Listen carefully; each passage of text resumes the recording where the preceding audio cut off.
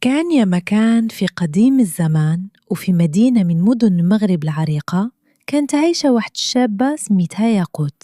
ياقوت كانت عندها 20 عام، ولكن اللي جلس معاها كيقول هادي قارصة ومارصة وعارفة خبايا الدنيا.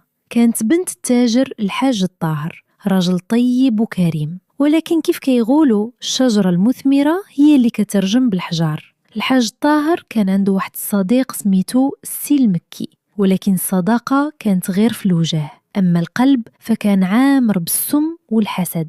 المكي ما كانش حاملو حين رزقه مبارك، وزاد كملو ياقوت اللي كانت هي العين اللي كيشوف بيها وهي العقل اللي كيشاور. الصندوق الغامض.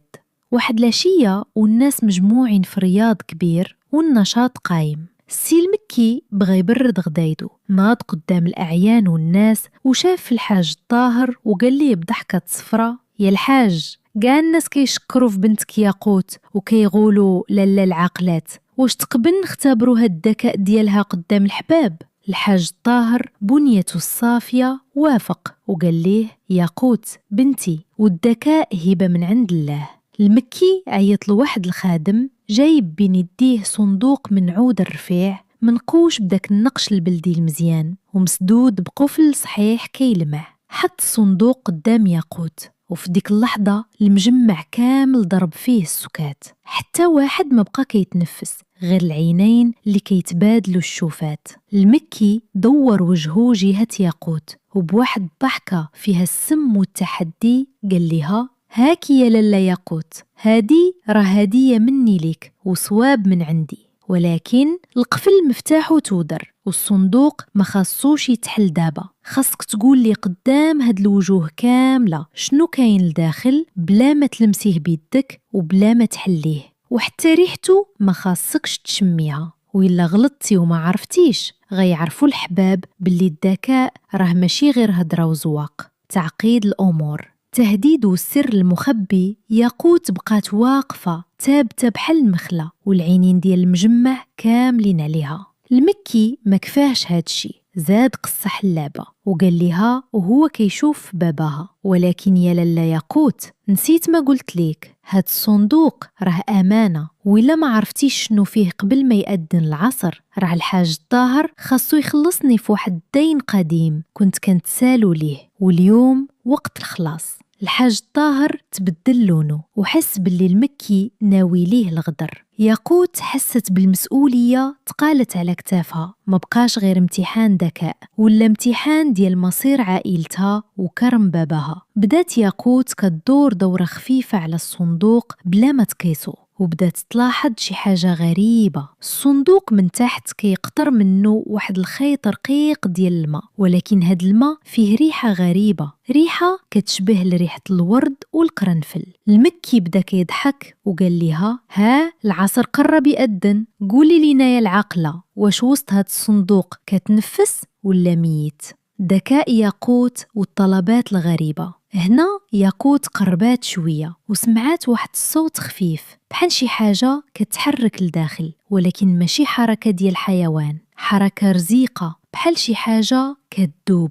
ياقوت شافت في المكي وقالت ليه بواحد الثبات عجيب: يا السي المكي، الصندوق ديالك فيه وفيه الحلو، وإلا بغيتي الجواب راه ما غاديش نقولو دابا، حينك الجواب خاصو يتشاف بالعين قبل ما تسمعو الودن، ولكن بشرط. المكي تعجب وقال ليها: وشنو هو هاد الشرط؟ ياقوت قالت ليه بكل رزانة: تجيب لي الميزان ديال الذهب وتحطو حدا الصندوق، وتجيب كاس ديال التاي يكون سخون ومشحر، وإلا ما وريتكم شنو فيه قبل ما يبرد الكاس ديك الساعة ليك اللي بغيتي. الناس بدات كتعجب وتهمس: شنو علاقة الميزان وكاس التاي بصندوق مسدود؟ وشنو هاد السر اللي مخبي وسط العود؟ وقفات ياقوت وسط الرياض ثابتة ورزانة الدنيا فيها، وجاب ليها الخادم داكشي اللي طلبات: ميزان الذهب كيلمع وكاس دلتاي سخون بالنعناع والرزة ديالو طالعة كتشهي. المكي بدا كيضحك باستهزاء وقدام الناس كاملة، قال ليها: ايوا الالا ياقوت، الميزان ها هو واتاي ها هو، واش غتوزني لينا الريح ولا غتشربي اتاي وتفرجينا في خيبتك وقدام هاد الوجوه؟ ياقوت مردتش عليه بكلمة العيب، حيت عارفة بلي الجواب كيكون بالفعايل ماشي بالهضرة ديال القهاوي. هزات كاس ديال التاي سخون وحطاتو فوق الصندوق من الفوق بالضبط، وبقات كتشوف في الميزان وعينيها ميزانها. شوية بدات الريحة ديال الورد والقرنفل كتعطب جهد في الرياض، وبدا داك الماء اللي كيقطر من التحت كيزيد يسيل ويدير خطوط في الأرض. ياقوت شافت في المكي بواحد نظرة ثاقبة وقالت ليه: يا سي المكي، الصندوق ديالك دابا عاد بدا كيقرب الحقيقة. هاد الماء اللي كيقطر راه ماشي ماء الساقية، هادو الصدق اللي كيدوبوا ملي كيقيسهم صهد الحق. هزات ياقوت الميزان وطلبات من باباها الحاج الطاهر يعطيها مثقال ديال الذهب كيبرق. حطاتو في كفة وحطات الكفة الأخرى تحت داك الخيط ديال الماء اللي كيسيل من الصندوق. العجب اللي شافوه الناس واللي خلاهم يحلوا فمهم هو أن الميزان ما بغاش يتحرك، بقى واقف في الوسط بحال إلى هاد الصندوق ما فيه والو، ولكن الريحة والماء كيقولوا باللي كاين شي سر لداخل كيدوب. ياقوت شافت في المكي وقالت ليه وصوتها كيسمعوه حتى اللي في الزنقة: الصندوق فيه حاجة اللي قيمتها أغلى من الذهب ولكن ميزانها خفيف كالهواء، وفيه حاجة اللي كتبان رخيصة ولكن مفعولها كيقتل الرجال. والسر يا سي المكي راه مخبي في هاد العود، والوقت اللي عقيتيني راه ما بقى فيه والو، والجواب دابا راه قدام عينيك، ويلا كنتي ذكي غتشوفو. المكي بدا كيرجف ويديه بداو كيترعدوا حيت عرف باللي ياقوت بدات كتحل العقدة خيط بخيط. الناس كاملة بقات مشدوها كيشوفوا في كاس التاي اللي فوق الصندوق وفي الميزان اللي حاقر الذهب وما بغاش يميل، وكيسناو الكلمة الأخرى اللي غتنطق بها ياقوت وتكشف فيها المستور. المكي وجهه ولا كيعطي الألوان، والخوف بدا كيجري ليه في الدم حيت شاف ياقوت صامدة وميقنة من راسها. ياقوت شافت في الناس وقالت بصوت عالي: يا حضار، يلي جيتو تشوفوا عقل ياقوت واش يميل ولا يتبت، قربوا وشوفوا الحيلة اللي كان مخبيها المكي وسط هاد الصندوق. قربات ياقوت من الميزان وهزات كفة الميزان اللي كان كيقطر فيها داك الماء، وطلبات من الخادم يحل القفل ديال الصندوق قدام المجمع. من اللي فتح الخادم الصندوق الناس كاملة شهقات بصوت واحد. الصندوق الداخل ما كان فيه لا ذهب ولا جوهر، كان عامر بقوالب ديال السكر ومخبي وسط منها خرقة ديال المسك والقرنفل والورد.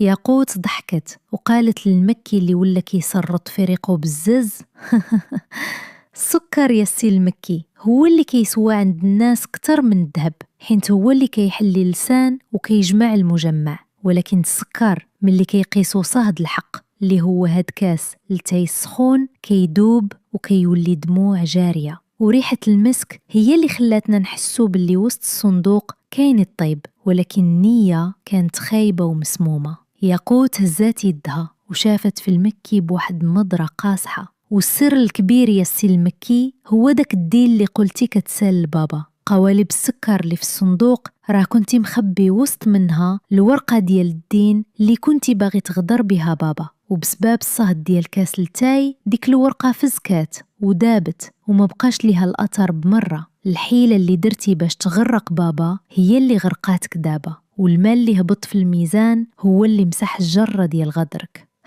المكي طاح عليه الضيم وعرف باللي ياقوت بذكائها خلاتو يحط الدليل بيدو وسط الصندوق، وبلا ما يعيق خلات سخونية تمحي ليه الأوراق اللي كان كيهدد بيهم. الحاج الطاهر ناض وعنق بنته قدام الناس كاملة، والرياض كله بدا كيزغرت وكيصفق لذكاء بنت البلاد. ياقوت دارت عند المكي وقالت ليه الكلمة الأخرى: يا سي المكي، السكر كيدوب في الماء والكذوب كيدوب في شمس الحقيقة. اللي بغى يزرع الغدر كيحسب غير الندم، وصندوقك دابا ما بقى فيه ما كيتخبى، حيت العقل غلب الحيلة والصدق طول من أي رحيلة. ومشات حكايتنا مع الواد وبقينا حنا مع الجواد، واللي بغى يغلب لالا ياقوت خاصو يكون عقله كيوزن الذهب ونيته صافية بحال الحليب. وهنا سلات حكايتنا، كنتمنى تكون عجباتكم وخدتوا منها العبرة. ما تنسوش تخليو ليا لايك واشتراك في القناة باش يوصلكم الجديد ديالنا، وقولوا لي في التعاليق واش عجبكم ذكاء لاله ياقوت. خليتكم في راحة الله.